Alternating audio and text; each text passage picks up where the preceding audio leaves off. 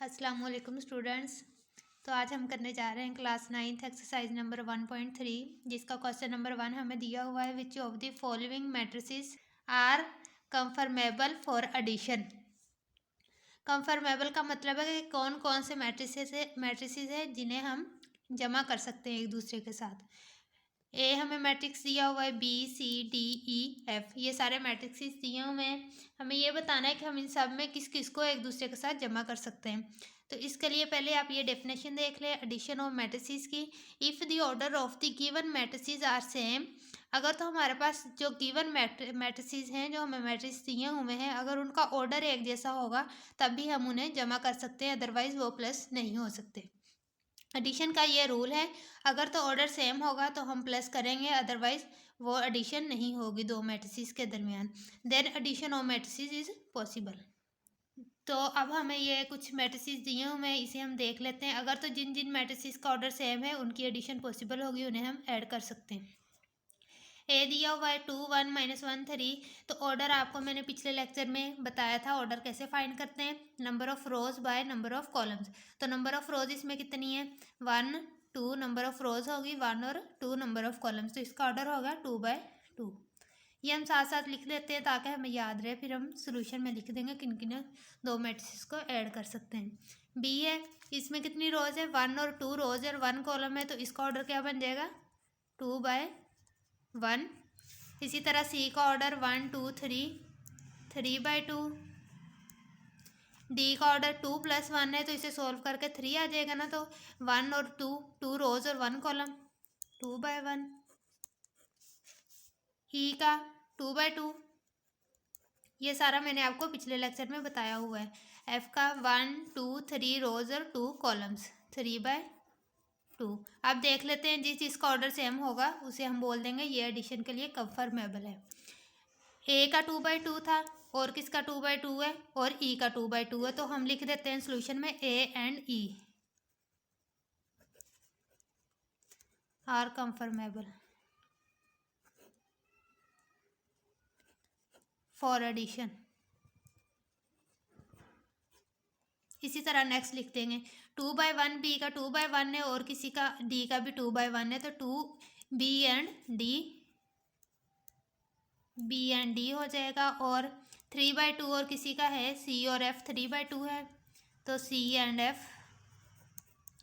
इसी तरह बस सारे हो गए, 2/2 वाला भी हो गया, 2/1 और 3/2 वाला भी हो गया। ये सारे जो मैट्रिसेस है आपस में कंफर्मेबल हैं, इनका ऑर्डर सेम है, तो इनकी एडिशन पॉसिबल होगी। नेक्स्ट है हमारे पास question number 2, the additive inverse of the following matrices. हमें कुछ मैट्रिसेस दिए हुए हैं, उनके हमने एडिटिव इनवर्स फाइंड करने हैं। सबसे पहले तो ये देख लें कि एडिटिव इनवर्स आपके पास क्या होता है। हमारे पास जैसे कोई भी एक वैल्यू है, उसके अंदर हम उसका ऑपोजिट एडिटिव मतलब प्लस करना है, इनवर्स का मतलब होता है उल्ट। उसका उल्ट प्लस करें तो आंसर हमारे पास 0 आएगा, तो वो हमारे पास जो ऐड करने से आंसर 0 आएगा वो हमारे पास एडिटिव इनवर्स होगा। जैसे फॉर एग्जांपल मैं लिख देती हूँ आपको, 2 ले लेते हैं। अगर हमारे पास प्लस का 2 दिया हुआ है, ये फाइंड करना है कि इसका एडिटिव इनवर्स क्या होगा, तो इसका एडिटिव इनवर्स अगर इसमें हम क्या ऐड करेंगे, इसका उल्टा ऐड करना है, तो -2 ऐड करेंगे, तो प्लस माइनस माइनस ये आ जाएगा हमारे पास आंसर 0। जिसको ऐड करने से हमारे पास आंसर 0 आए वो उसका एडिटिव इनवर्स होगा। अब हमने क्या ऐड किया था, इसमें -2 ऐड किया था, तो इसका +2 का एडिटिव इनवर्स आ जाएगा हमारे पास -2। इसी तरह अगर हमारे पास माइनस का 2 दिया होता तो इसमें हम क्या ऐड करते कि हमारे पास 0 आ जाता है, तो इसमें हम प्लस का 2 ऐड करते तो हमारे पास 0 आ जाता, तो -2 का एडिटिव इनवर्स +2 हो गया। क्वेश्चन देख लेते हैं जो दिए हुए हैं। ए मैट्रिसेस दिया हुआ है 2 4 -2 1, इसका एडिटिव इनवर्स फाइंड करना है। तो एडिटिव इनवर्स अभी जो मैंने बताया है, अगर पॉजिटिव का ए दिया हुआ है तो उसका माइनस का ए उसका एडिटिव इनवर्स हो जाएगा। It's additive inverse is minus है। तो नेगेटिव ए हमने पिछले लेक्चर में पढ़ा है, कैसे निकालते हैं, साइन चेंज कर देते हैं। प्लस का 2 था -2 हो गया, +4 था -4 हो गया, -2 था प्लस का 2 हो गया, 1 था और माइनस के 1 में चेंज होगा, ये नेगेटिव ऑफ ए आ गया। तो ए का एडिटिव इनवर्स क्या हो गया, -ए। इसी तरह बी दिया हुआ है, बी मैट्रिक्स हमें दिया हुआ है, इसका सोल्यूशन बी का हमारे पास एडिटिव इनवर्स क्या होगा, -b हुआ है। Solution B as it is लिख लिया, तो -b is additive inverse of B.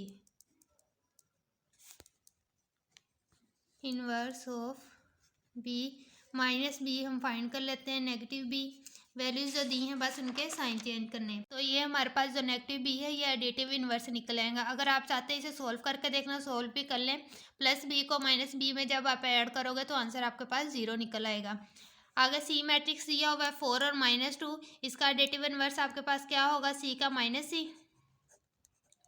Additive inverse of C is minus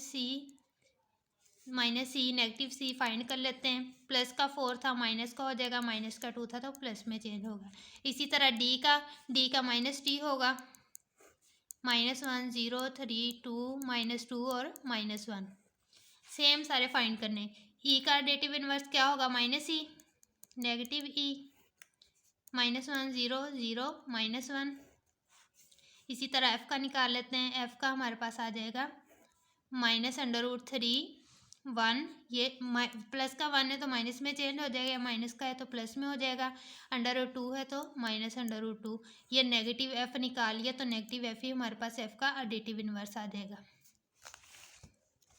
next question number 3 दिया हुआ है, इफ़ अगर ए बी सी डी ये 4 मैट्रिसेस हमें दिए हुए हैं, अगर हमारे पास ये गिवन हो तो फाइंड करना है A plus this, B plus this, C plus D plus, ये सारी वैल्यूज हमने फाइंड करनी है। ये 9 हमें दी हुई है। सबसे पहले फर्स्ट वाली फाइंड कर लेते हैं, ए प्लस 1 1 1 1। ए हमें गिवन था, ए पहले से दिया हुआ है, ए की जगह उसकी वैल्यू पुट कर दो, -1 2 2 1। फिर साइन क्या आपके पास प्लस का है तो प्लस का साइन आ जाएगा। फिर ये वाली जो वैसी मैट्रिसेस है मैट्रिक्स वैसे ही आ जाएगा, इक्वल आ जाएगा। प्लस करते हैं कोरस्पॉन्डिंग एंट्रीज को, मतलब जो फर्स्ट एलिमेंट है इसको फर्स्ट में ऐड करते हैं, सेकंड वाले को सेकंड में। इसी तरह जो सेकंड रो है फर्स्ट को फर्स्ट में, सेकंड को सेकंड में। तो -1 + 1 हो जाएगा, -1 + 1। इसी तरह 2 + 1 2 + 1 1 + 1। तो हमारे पास जो न्यू मैट्रिक्स बनेगा वो आ जाएगा 0 3 3 2 0 3 3 2। ये हमारे पास आंसर आ गया। एक सॉल्व हो गया। अब सेकंड है, सेकंड हमें गिवन दिया हुआ है b प्लस -2 और 3, इसमें भी इक्वल लगा के सेम b की हमें जो वैल्यू गिवन होगी वो लगा के प्लस लगा के वो वाला मैट्रिक्स 1 और -1।